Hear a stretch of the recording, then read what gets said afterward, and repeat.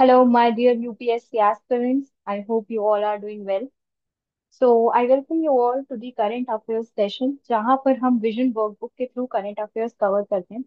Already March के current affairs we have already covered them and April के भी polity section complete हो चुका है. आई होप आप सभी लोग इसे रिवाइज कर रहे होंगे.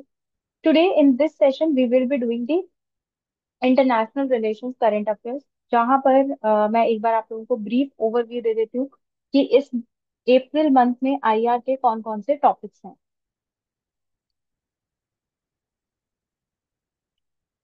जैसे कि हमारे पास टॉपिक्स हैं: emerging world order, inward looking development strategy, Indus water treaty क्योंकि इंडिया ने इसको अबेंस में रख दिया था. फिर इंडिया और चाइना के जो रिलेशन है उनको 75 ईयर्स हो चुके हैं. चाइना रेयर अर्थ एलिमेंट्स पे एक्सपोर्ट कंट्रोल लगा रहा है. Sorry. Okay. Then India Sri Lanka relations. तो इंटरनेशनल रिलेशंस है, तो डिफरेंट कंट्रीज के साथ हम पढ़ेंगे कैसे हमारे रिलेशंस चल रहे हैं, इंडियन डायस्पोरा एक्सेट्रा. अभी जो फर्स्ट टॉपिक है हमारा, it is the emerging world order. Okay, तो वर्ल्ड ऑर्डर बेसिकली क्या होता है कि किस तरह से किस कौन सी कंट्री के पास ज्यादा पावर है, कहाँ पर पावर शिफ्ट हो रही है, कैसा फ्रेमवर्क चल रहा है वर्ल्ड पॉलिटिक्स का. तो बेसिकली जैसे डिफरेंट तरीके के वर्ल्ड ऑर्डर्स हम देख चुके हैं. We have seen the unipolar world order जहाँ पे यूएस सबसे ज्यादा स्ट्रांग हो गया था. We have seen the bipolar world order जब यूएस और यूएसएसआर दोनों पावरफुल हो रहे थे. एंड करेंटली अगर हम देखें तो world order multipolar world order है. मल्टीपोलर मतलब मल्टीपल पोल्स इमर्ज हो रहे हैं जो कि पावरफुल है. फॉर एग्जाम्पल, अब ऐसा नहीं है कि सिर्फ यूएस की हेजमनी बची हुई है, दूसरे पावर्स भी जो क्या कहते हैं इमर्ज हो रहे हैं. For example, we have Russia we have this, we have China, we have India. तो मल्टीपल पोल्स अब इमर्ज हो रहे हैं. So that is what we mean by कि अभी इमर्जिंग, अभी कैसा एक वर्ल्ड ऑर्डर चल रहा है. हाल ही में क्या हुआ कि बिम्स्टेक में जो हमारे एक्सटर्नल अफेयर्स मिनिस्टर हैं एस जयशंकर, उन्होंने बताया कि जो न्यू वर्ल्ड ऑर्डर है वो रीजनल रहेगा और एजेंडा स्पेसिफिक रहेगा. रीजनल मतलब एशियन कंट्रीज का भी उसमें क्या कहते हैं वॉइस रहेगी. एशियन कंट्रीज की वॉइस रहेगी. अफ्रीकन कंट्रीज भी अपने बारे में बोल सकती हैं. एशिया में, within Asia, east Asia, west Asia, south America, सब लोग जिस जो रीजन जो इशूज फेस कर रहे हैं वो सब वॉइस किए जाएंगे. एजेंडा स्पेसिफिक मतलब कि जिस रीजन का जो भी जैसे एजेंडा है उसको भी काफी अच्छे से डिस्कशन होगा. पहले अगर हम देखें तो जब यूनिपोलर वर्ल्ड ऑर्डर था तो इट वाज मोर अबाउट कि कैसे यूएसए जो है उसके फेवर में पॉलिसीज डिजाइन हो रही हैं. यहाँ पर एक साइड में बॉक्स बना हुआ है जो कि मॉडर्न वर्ल्ड ऑर्डर के इवोल्यूशन की बात कर रहा है और क्या क्या टर्निंग पॉइंट थे in this global political architecture.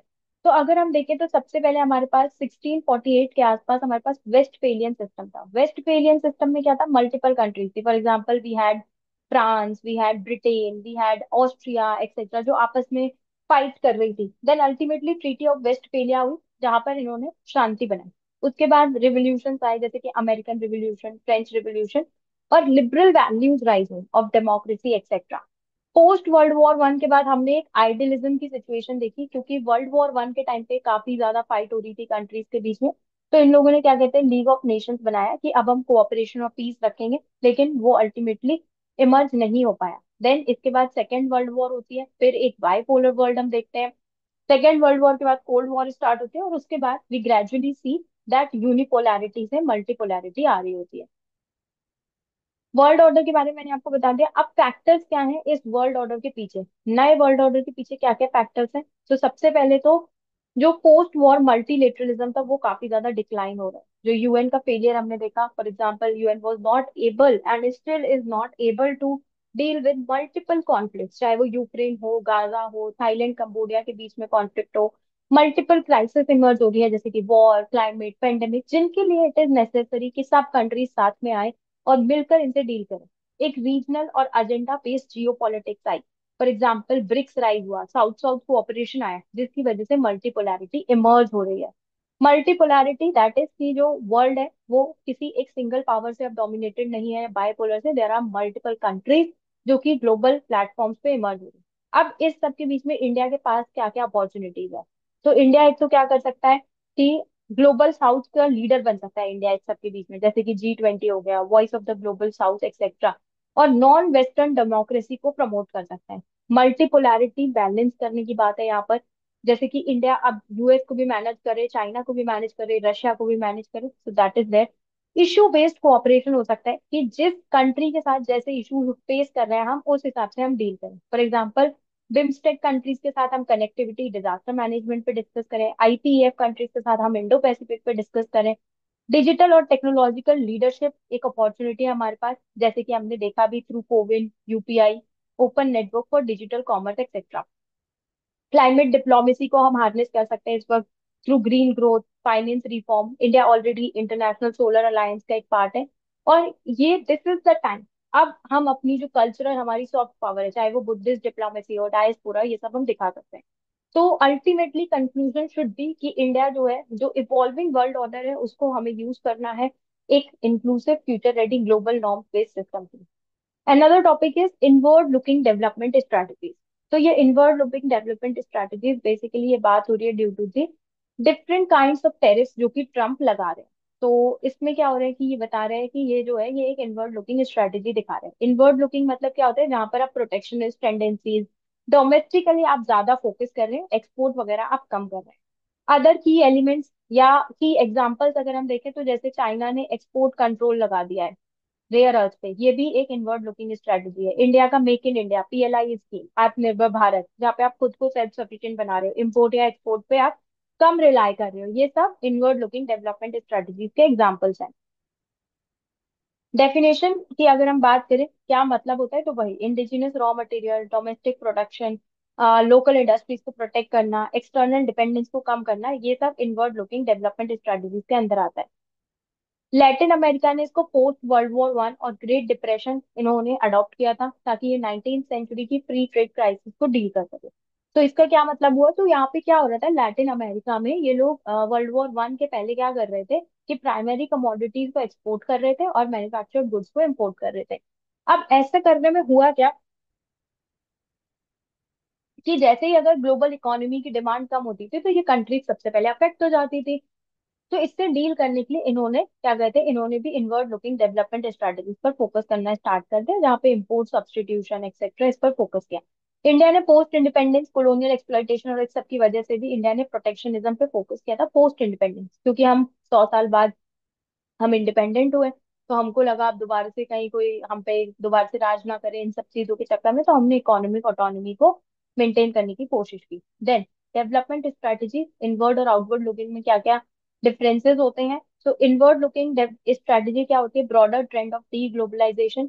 लेकिन आउटवर्ड लुकिंग जो है वो ग्लोबलाइजेशन से इंटीग्रेटेड होती है। तो डी ग्लोबलाइजेशन मतलब जैसे कि ग्लोबलाइजेशन का ऑपोजिट, ग्लोबलाइजेशन क्या होता है, जहाँ पे ज्यादा से ज्यादा कनेक्टिविटी हो रही है, लोगों के बीच में ज्यादा से ज्यादा ट्रेड हो रहा है। लेकिन डी ग्लोबलाइजेशन जहाँ पे आप ये चीजें कम हो रही हैं।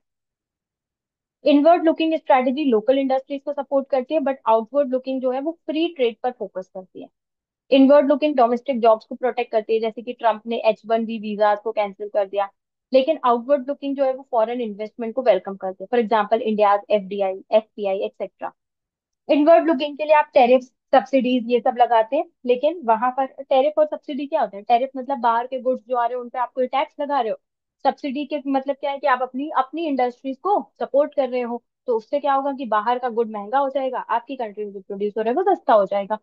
देन वो फॉरेन कंपटीशन को लिमिट करेगा इनवर्ड लुकिंग, क्योंकि आप फॉरेन कंपटीशन को आने नहीं दे रहे हो। लेकिन जो आउटवर्ड लुकिंग है वो फॉरेन कंपटीशन को प्रमोट करेगा, इकोनॉमिक एफिशिएंसी को प्रमोट करेगा। अल्टीमेटली जो इम्पोर्ट और एक्सपोर्ट इस सब का कॉन्सेप्ट बना ही इसलिए था ट्रेडिंग करने का, कि कोई कंट्री हो सकता है कोई गुड 60 रुपए में बना रही है, दूसरी 70 में बना रही है, तो क्यों नहीं 60 रुपए वाला हम ले लें और हम खुद जो सस्ता बना सकते हैं वो बनाए। तो that is what it is all about.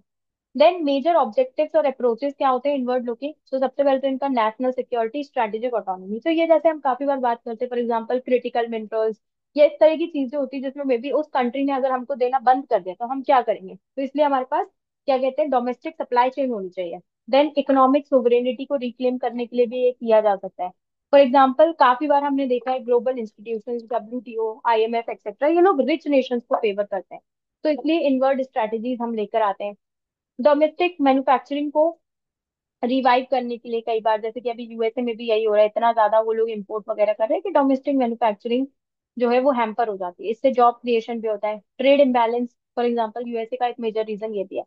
अब इसके नेगेटिव इम्पैक्ट्स क्या क्या हो सकते हैं, तो कंज्यूमर प्राइस हाई हो सकता है, क्योंकि आप अगर हो सकता है आपकी कंट्री में वो आप $80 में बना रहे हो, दूसरी कंट्री में 60 में ही बन रहा था। तो टेरिफ, इम्पोर्ट बैन, इस सबसे भी कॉस्ट बढ़ती है, कम कंपटीशन कम होता है, चॉइसेस लिमिट हो जाती हैं। देन एफिशिएंसी कम होती है, क्योंकि यहाँ से तो जैसे कोई स्किल्ड वर्कर जाके यूएसए में कम रेट में काम कर रहा था, अब वहां पे ना तो कंपटीशन बचा तो एफिशिएंसी कम हो गई, सप्लाई चेन डिसरप्शन हो जाते हैं। अभी तक तो आपके पास कहीं और से आ रहा था, लेकिन एकदम से आपने टैरिफ वगैरह लगा दिए, तो अब वो सप्लाई चेन उस प्रोडक्ट को बनाने के लिए जो मटेरियल चाहिए वो कैसे आएगा। ट्रेड टेंशन होते हैं प्रोटेक्शनिज्म से, ब्लॉक फॉर्मेशन होते हैं, एक्सेट्रा। तो इकोनॉमिक सोवरेनिटी तो आप इंश्योर कर लेते हो, लेकिन इससे आपकी एफिशिएंसी और कंज्यूमर्स हर्ट होते हैं। तो बेसिकली आपको क्या करना है, खुद की कैपेसिटी बिल्डिंग, टेक्नोलॉजी और स्किल डेवलपमेंट पे आपको वर्क करना चाहिए, ताकि आप ओवरऑल अपनी इकोनॉमी पे वर्क कर सकें। Next is Indus water treaty. तो इंडिया ने इसको अभी अबेंस में रख दिया है, क्योंकि हाल ही में जो हमने देखा था कि पाकिस्तान ने जो हमारे ऊपर टेररिस्ट अटैक किया था हमारे सिविलियंस के ऊपर, इसलिए हमने बोला हम, एक स्टेटमेंट है कि blood and water can not flow together, तो हमने इसको अबेंस में रख दिया। अबेंस मतलब कि टेम्परेरीली इसको सस्पेंड कर दिया है। लीगली ये रिकॉग्नाइज नहीं है concept under international treaty law. ना तो इंडस वाटर ट्रीटी ना ही वेना कन्वेंशन इसको अलाउ करता है सस्पेंशन वाया अबेंस। तो इंडस वाटर ट्रीटी ऐसा यूनिलेटरल सस्पेंशन लीगल तो नहीं है, लेकिन हमने कर दिया क्योंकि पाकिस्तान ने हमारे ऊपर टेररिस्ट अटैक किया सिविलियंस पे। अब यहाँ पर ये काफी हमने अच्छे से, जो डेली हमारा करंट अफेयर्स वाला सीरीज चलता है उसमें भी काफी अच्छे से हमने डिस्कस किया था। इंडस वाटर ट्रीटी के बारे में थोड़ा समझ लेते हैं। 1960 में साइन हुई थी, वर्ल्ड बैंक ने इसको ब्रोकर किया था। ऑब्जेक्टिव क्या रहता है कि इंडस रिवर सिस्टम वाटर्स को प्रॉपरली हम शेयर करें। इसमें डिवीजन हुआ है, जैसे कि जो SBR सतलज, व्यास और रावी ये इंडिया यूज करेंगे, और ICJ इंडस, चेनाब और झेलम ये पाकिस्तान को है, और इंडिया इनको नॉन कंजम्पटिव यूज के लिए अलाउ है यहाँ पर। यहाँ पर एक और आर्टिकल जो कहता है कि west India must let flow western rivers to Pakistan. तो इंडिया इनका जो फ्लो है वो नहीं रोक सकता है, ऑल्दो इंडिया के पास, आपके पास क्या कहते हैं, पाकिस्तान एलोकेट वेस्टर्न रिवर्स जो है, जो पाकिस्तान को एलोकेट हुई है, वो उनका फ्लो इंडिया नहीं रोक सकता। डेटा शेयरिंग होगी प्रॉपरली। डिस्प्यूट रेजोल्यूशन के लिए तीन यहाँ पे स्टेप्स बनाए गए हैं कि परमानेंट इंडस कमीशन होगी जो कि एनुअली मिलेगी, न्यूट्रल एक्सपर्ट होगा, उसका डिसीजन बाइंडिंग होगा, और कोर्ट ऑफ आर्बिट्रेशन है। अभी इस सस्पेंशन से अब इम्प्लीकेशन क्या क्या होंगे इंडिया और पाकिस्तान दोनों पे समझ लेते हैं। तो इंडिया की थोड़ी सी क्या है कि क्रेडिबिलिटी हैम्पर हो सकती है, क्योंकि यूनिलेटरली इसने इसको अबेंस में रख दिया। और एक ये भी हो सकता है कि जो इंडिया है वो वाटर को एज अ वेपन यूज कर रहा है, कल को चाइना भी में भी यूज कर सकता है, वो द ब्रह्मपुत्रा रिवर। पाकिस्तान के ऊपर जैसे उनके 80% जो उनका काफी ज्यादा क्रॉप जो है वो इंडस से इरिगेशन पे डिपेंडेंट है, फूड सिक्योरिटी हैम्पर हो सकती है। इकोनॉमिकली इम्पैक्ट हो सकता है अगर एग्रीकल्चर प्रॉपर नहीं हो पाएगा, एनर्जी और वाटर स्ट्रेस हो जाएगा। अदर इश्यूज ये हैं जैसे कि पाकिस्तान, हम जो भी डैम्स वगैरह बनाते हैं वहां पे झेलम पे, चिनाब पे, उन पे बार बार अपोज करता है। फिर अभी अगर हम देखें तो जो पाकिस्तान ने क्या किया कि उसने जो डिस्प्यूट के स्टेप्स हैं, जैसे कि neutral arbitration, permanent Indus commission etcetera, वो सब क्या कहते हैं ये स्किप कर देता है। ओके, ये जैसे direct permanent court of arbitration में पहुंच गया। बायोडाइवर्सिटी को थ्रेट है, अब ये आप सोचो कैसे, तो क्या होता है जब रिवर पे डैम वगैरह बना रहे हैं या उसका फ्लो अल्टर हो रहा है, तो जो डॉल्फिन होते हैं वो एक पर्टिकुलरली पानी का फ्लो मेंटेन रहना चाहिए, वो नहीं रह पाता है, तो फिर उनको इम्पैक्ट होता है। टेररिस्ट लिंक है, जैसे हाँ यहाँ पे हमने बोला खून और पानी साथ में नहीं बह सकता, प्रॉपर डेटा शेयरिंग ये लोग करते नहीं है। अदर इंटरनेशनल प्रिंसिपल्स अगर हम देखें इंटरनेशनल वाटर शेयरिंग पे, तो हेल्सिंकी रूल्स है, कन्वेंशन है, UN का वाटर कोर्स कन्वेंशन भी है, और इंडिया, चाइना और पाकिस्तान इसके सिग्नेटरी नहीं है। तो this is a prelims fact जो आप यूज कर सकते हैं। मेंस में भी आप इसको आंसर में यूज कर सकते हैं कि अदर जो कन्वेंशन है उनको भी हम अप्लाई कर सकते हैं, ताकि प्रॉपरली वाटर का यूज मेंटेन कर सके। इंडिया ने जो ये अबेंस किया है एक स्ट्रैटेजिक मैसेज है, लेकिन हमने ट्रीटी को रिजेक्ट नहीं किया है। ट्रीटी को जो है real world politics, credibility etcetera ये सब रिफ्लेक्ट करने के लिए हम उसको यूज कर सकते हैं। So in the next video we will be discussing the further topics of international relation. अभी इस वीडियो में आज हमने 2 से 3 टॉपिक्स डिस्कस किए हैं। अब आपको घर जाके दोबारा से आप इसको रिवाइज कीजिए, जो भी आपके डाउट्स हैं आप कमेंट में पूछ सकते हैं, या फिर आप मेरे टेलीग्राम चैनल UPSC विद नित्या पांडे में पूछ सकते हैं। Thank you for watching this.